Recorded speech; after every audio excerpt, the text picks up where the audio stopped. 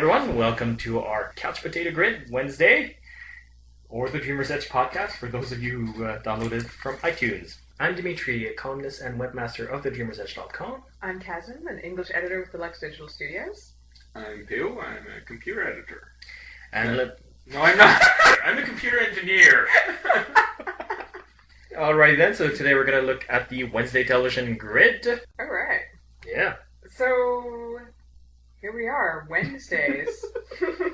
ABC, a lineup of all new shows. Here's the thing, Kazim and I have already read up what those shows are about. Peo hasn't. And every time there's a new show, we're going to ask Peo to guess what the show is just by the title. So at 8 o'clock we have Hank. And Pio, can you give us your take on Hank? I'm guessing a spin-off of Chuck. That's like Wrong network. It just spun really far off.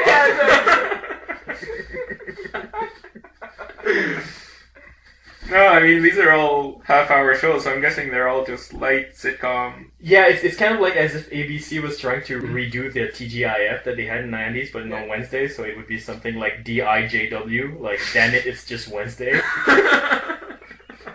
See, I think the better approach would be to introduce a show or two along stronger. Yeah, give it an actual lead-in. Yeah. Exactly, rather than, let's just throw these shows all at you at once. Well, I think they're just waiting for Lost. I think ABC is just going like, you know what, Lost is going to take over in the winter anyway, and probably Scrubs and Better Off Ted as well, which are all doing strongly. Yeah, exactly, yeah. So they're just going like, let's just put on all our new shows and see what sticks, and if it doesn't, whatever.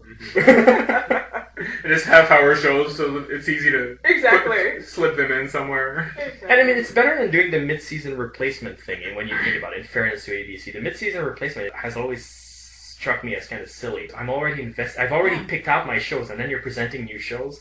I'm not likely to try them out. Well, you're probably angry. You're like, I set aside this time to watch this.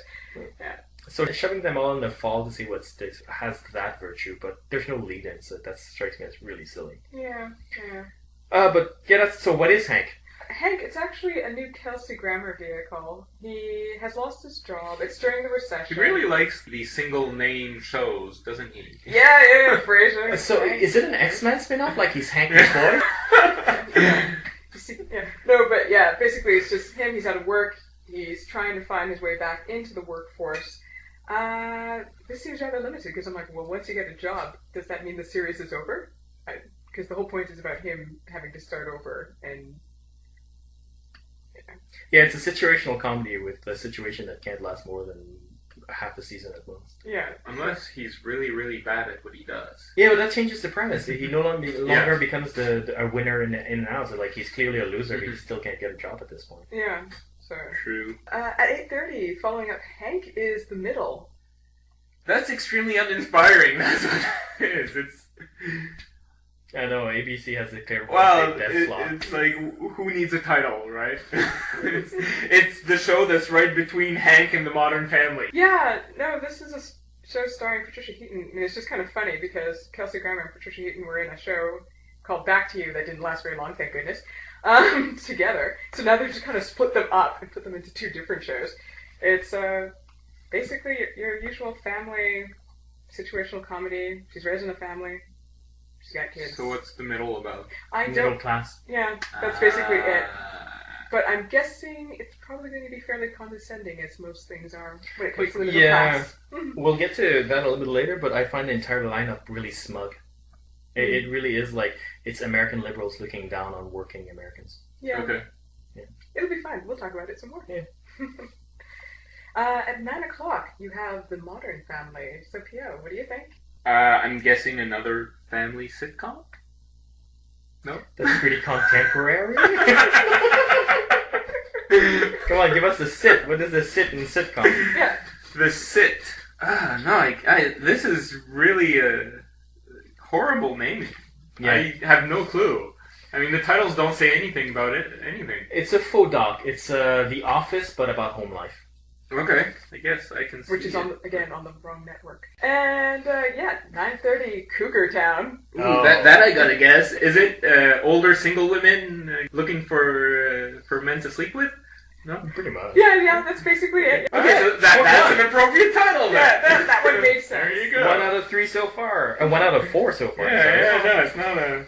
Well, the titles are hardly inspiring. Yeah. Well, at least this one is aiming at the baby boomers. I mean, David E. Kelly made his point very strongly in Boston Legal that media television should start aiming towards that demographic. Yeah. And they're starting to, so at least there's that. Yeah.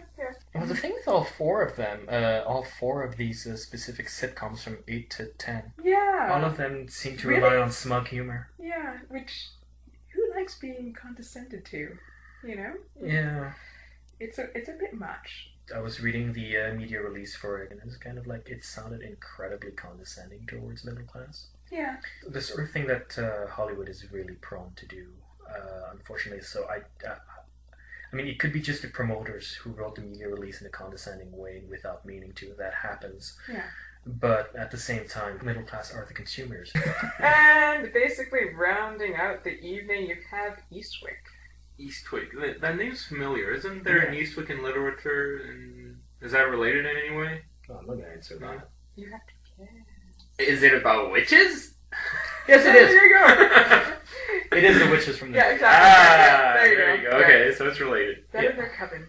Anybody else has anything else to say about that thing? Is it Before a I go to comedy rank? or is it a 1 hour drama? It's a 1 hour comedy. 1 I hour guess. comedy? An hour long comedy is tough. Oh, I don't know. It's hard Boston for me. Legal pulled it off. Gilmore Girls pulled it off. Yeah. It's never pure comedy when it does that, when they do that. Yeah, that's it's true. not sitcom. You need more substance to make it last an hour. Absolutely. Yeah. Which Gilmore Girls? Which usually is, I mean, if they manage it, it can make for a much better show. What I find is some of the best television we've had are in that exact form. Yeah, when you can't really classify it as a drama, as a comedy, you know, you have a bit of both, Yeah. which makes it interesting. It never gets too much, you know. Yeah. Absolutely. I only have one thing to say about the Eastwick, though. It's not Wizards of Waverly, so I won't be watching it. I heart David DeLuise. Yeah. Okay, I'm going to leave ABC behind us. It really was not inspiring whatsoever. And move on to CBS, which starts off the night at 8 with the new adventures of old Christine. Yeah, surely the expiry date on the word new has come out. Yes. So that would make it the old adventures of old Christine? Yes. Yes. At 8:30, there's season 2 of Gary Unmarried. Oh my god, the Paula Marshall show that didn't get cancelled right away. Amazing. She's usually the kiss of death on a show. If she's on a show, the show gets cancelled. And it's usually a good show, too. This is actually an enjoyable show. I haven't been following it, but whenever I catch an episode, I like it.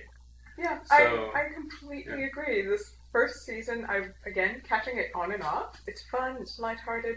I like how there's one episode where Jay Moore's character, Gary, and Paula Marshall, who plays his ex-wife, are trying to figure out how to balance out time as their kids are getting older for all the special events in their life. Like, this episode is kind of following around their older son's first date, right? And just like, well, how are we going to do this? Because we're not together anymore, but we both want to be there, and we both want to have some input. And it made for a very fun half hour. So, yeah, it'll be interesting to see how they do come season 2. Yeah, I haven't watched the show myself, but I happen to think Jay Moore and Paula Marshall are both incredibly underrated comedians. So I'm happy they found a vehicle that seems to be catching on. And moving on to a show that I do enjoy myself, at 9 o'clock, Criminal Minds. Yeah, it's a good one. Yeah, I like Criminal Minds. Or as I like to call it, Millennium the Remake. Millennium, the way I liked it. Yeah. Before they went a bit more mystic. I like the serial killer aspect where they try to get into the mind of the serial killer. Yeah. But they ripped off half the plots from Millennium. Half the plots of Criminal Minds are completely ripped off from episodes I of don't Millennium. care. Yeah, exactly. They do it well. Millennium's not there to complain anymore. We might as well profit from it. But there's a certain feel of deja vu when you watch the episode. That You've is seen the true. series now. Yeah. And, yeah, they round out the night at 10 o'clock with CSI New York. I'm just saturated with all things CSI. I'm sick and tired of them. Yeah. Cancel the whole lot at once, please. I absolutely loved the very first season of CSI New York. I thought it was a brilliant take on New York. One of the most depressing shows out there, but it was all about post 9/11 and A New Yorker Warning. Yeah, it made perfect sense at the time, and I like Gary Sinise, so it was nice to kind of follow him for that first season. Yeah. So, but then it went completely off the rails. Well, what happened is that people complained that it was too dark, and so they switched up the writers, they switched up the direction, and transformed it into completely utter nonsense. Like the CSI members in this team, like do some of the stuff that SWAT is supposed to do. Like they storm a building with guns. Like that's CSI now. Yeah. They do everything. They do some undercover work, you know, they go on their own little investigative tangents. It's very strange. And I love how the doctor got promoted to becoming a cop. He's a doctor. Yes. It's He got promoted to become a cop. Well, it's not all about money for some people. Yeah, obviously not. Moving on. Not that we're railing against cops or anything. Oh, no. They do a good job, and we're very happy that they're there. Oh yeah, no, that's a good point. That's true. It might come off as like, oh, just a cop. It's not that. It's just, come on, especially in the United States. You've Exactly. done all the studies to get all the way to medicine, and you're still in law enforcement. The chances of you going like, oh, I'd rather do this other branch of law enforcement and just throw away all my studies. Yeah, chances are you went through all that for a reason. You know, exactly. If you had wanted to be a cop, you would have been a cop. Exactly. You wouldn't have gone through, 5, 8, 10 years of medical school, you know? Yeah. Gave away your youth, basically. We got NBC, starting off with a new program, Parenthood. Well, that's an easy one. I doubt if there's anything special about it. I'm guessing just straight up parenthood drama, raising your kids, and everything that entails. It's a television adaptation of the classic movie with Steve Martin and Rick Moranis. So it's actually, it's not a drama, it's a comedy. It's a comedy drama. It's a drama? Dramedy. Dramedy? Yeah. Yeah, that's better. we can see who the writer is.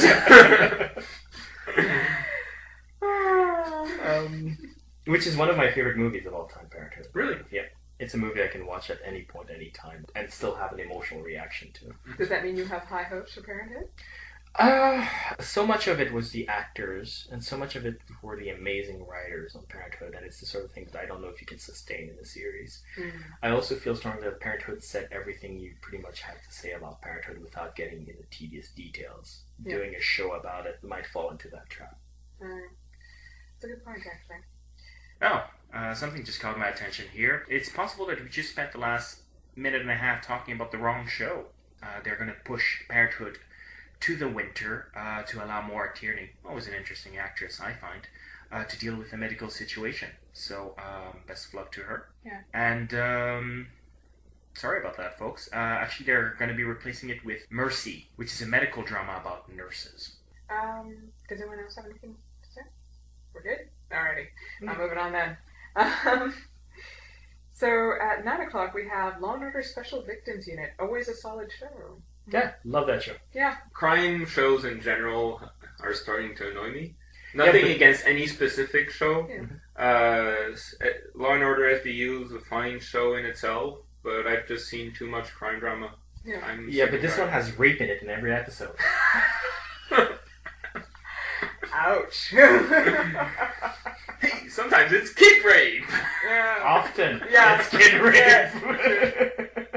Having said that, I think it's a really well-written crime drama. It's one of the better-written ones, is a thing. And it's consistently strong, you know, consistently good writing, consistently good acting, so you can't really find too much fault with it, really.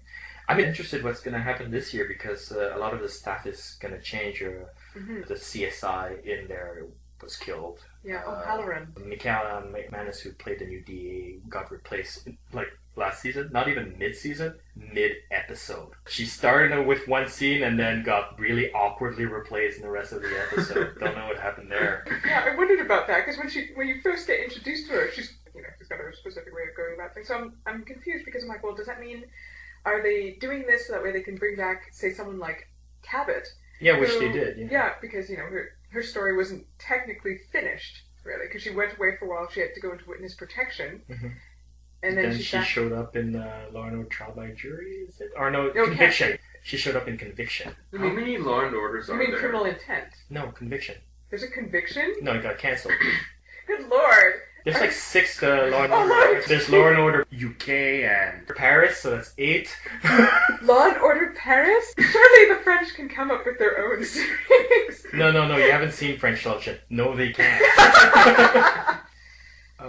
Yeah. Yeah. And we don't really have to pay much attention. 10 o'clock, Daily Night Show.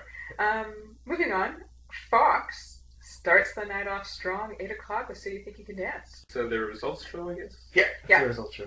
But it's more the fun. only result show that's worth watching because there's actual dancing during the results. Exactly. Yes, and guests. I really like it because they have... Okay, there's a bit of the results, obviously. I mean, part of it is that.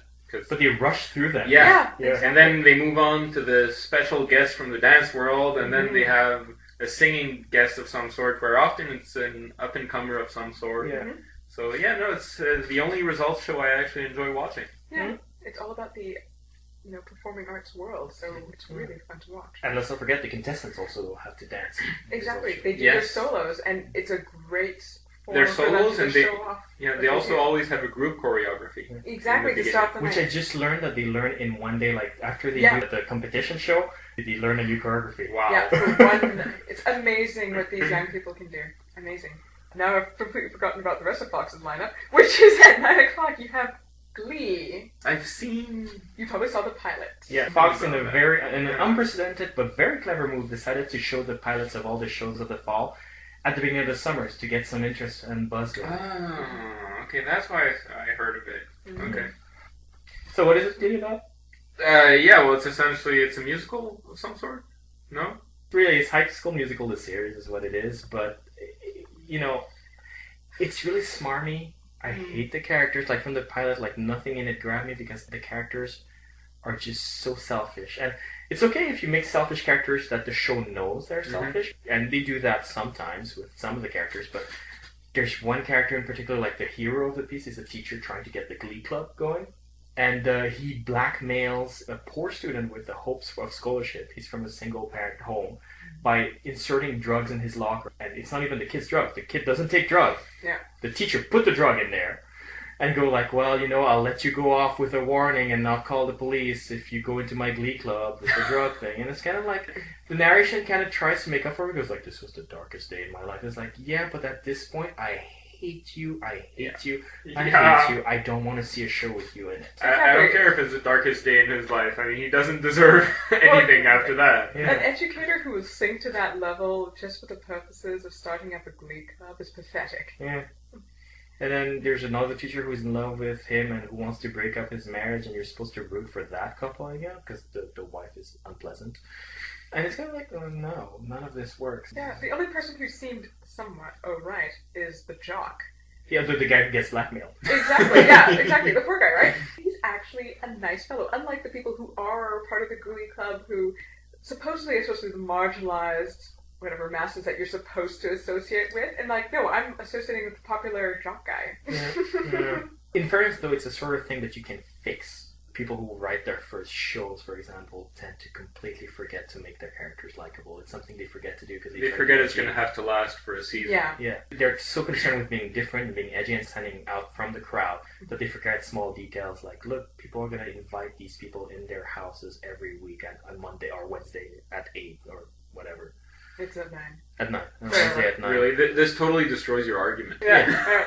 So it's a common problem with writers of television when they throw in a pilot, and it's the sort of thing that the networks are very conscious about and hammer out pretty quickly. And it is this sort of thing, like if in the second episode the characters are changed ever so much, people will forgive it. Yeah. It'll just be inconsistent. Well, but how do you recover from a teacher blackmailing a kid with drugs? You gloss over it, you ignore it. Yeah. You're retooling, you're just starting almost fresh. I guess if people really. haven't seen the pilot, Yeah. Well, they it's like can accept it. I mean, that's part of the reason of airing it during the summer is that some people will see it, some people won't. A lot of people will be coming to it fresh come fall. Although presumably they'll re-air the pilot.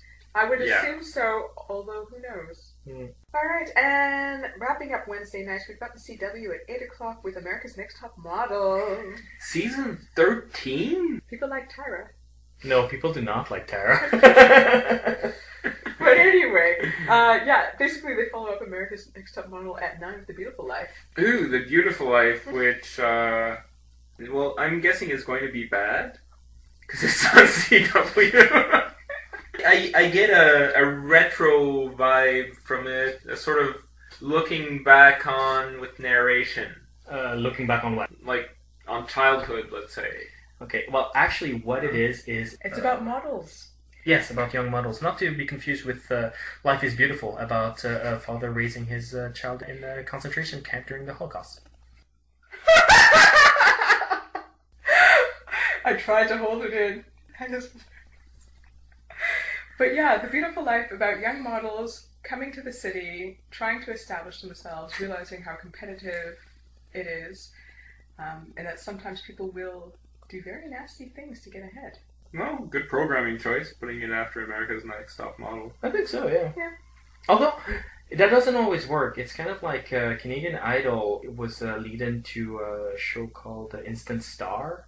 Oh, yeah. And the show didn't It really... was just too much. Yeah, like Yeah. the show really didn't find its feet until it got moved away from it. Mm-hmm. Was it 2 reality shows, or the second one was something else? It was a drama It's a about an drama. American Drama, Idol okay. winner kind of thing. Yeah. Oh, really? Yeah. Okay. Yeah. Yeah, I guess people can get sick and tired of the same thing. Although, in fairness, America's Next Top Model, is there voting involved in that? No. Okay. So it might not be the same situation, because now that I said it out loud, I just realized maybe the problem is that people who watch Canadian Idol just stopped watching television so they could call to vote for their favorites. That's possible. Yeah. Yeah. All the decisions on American Top Model is made by the judges. Okay. You have no input as a viewer. Hmm. Well, because you don't know what are the qualities of a model. They wouldn't trust you with it, I don't think. Sorry, I'm not directing it complete, like my contempt at you or anything. I wouldn't trust Dimitri to choose a model. No, you shouldn't. You shouldn't. I like women with meat on their bones. All right then. All right, Kazim, why don't you call a winner since you've been there? Call a winner for Wednesday. Yeah. This isn't actually very easy for me. I'm swayed by Fox simply because of my insane love for So You Think You Can Dance. Although, mind you, I think CBS might come off a little bit better. But, you see, I'm so indecisive now, because then I'm looking at NBC and I'm thinking, It's between these 5 networks. Exactly! It's so definitely hard. not ABC. Yeah. I'm gonna go CBS. People are gonna watch So You Think You Can Dance, but then they're gonna switch to CBS, so for 2 hours instead of 1. Okay. I'm actually calling Fox on this one. Why is that? Do you think Glee's gonna work? I think Glee has just such a strong lead-in. Okay. And if they end But- up retooling those characters. Do lead-ins work as much as they did with the DVRs? Yes, they do. Yeah? Absolutely. And don't forget, the ratings are calculated by Nielsen, which doesn't account for DVR. Oh, right. Which is a shrinking portion of The viewing public, but it's the viewing public that watches commercials, so it's still the more Right, so important. it's the more important one. Okay. So what are you gonna watch? I'm going to be jumping all over the place. I'm watching So You Think You Can Dance on Fox. Mhm. Then I'm skipping over to Criminal Minds on CBS. And at 10 o'clock, I'm not sure what I'm doing. I'm probably... 10 o'clock is not very good so far, apart from Castle on Monday. That's because NBC has given up the slot. Yeah, personally I'll do the same thing as Kazim, So You Think You Can Dance, then switch to Criminal Minds, and then turn off my TV. Yeah, I think I'm gonna be watching So You Think You Can Dance like everybody else, but Law and Order. That's what I'm gonna watch. Alright then, I guess that's it for us. Tune in tomorrow for the Thursday Grid.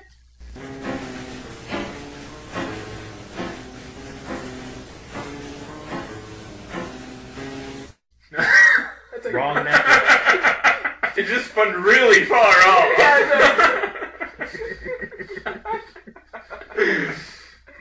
No, I mean, these are all half-hour shows, so I'm guessing they're all just light sitcom. Yeah, it's kind of like as if ABC was trying to redo the TGIF that they had in the 90s, but on Wednesday, so it would be something like DIJW, like, damn it, it's just Wednesday. See, I think the better approach would be to introduce a show or two along.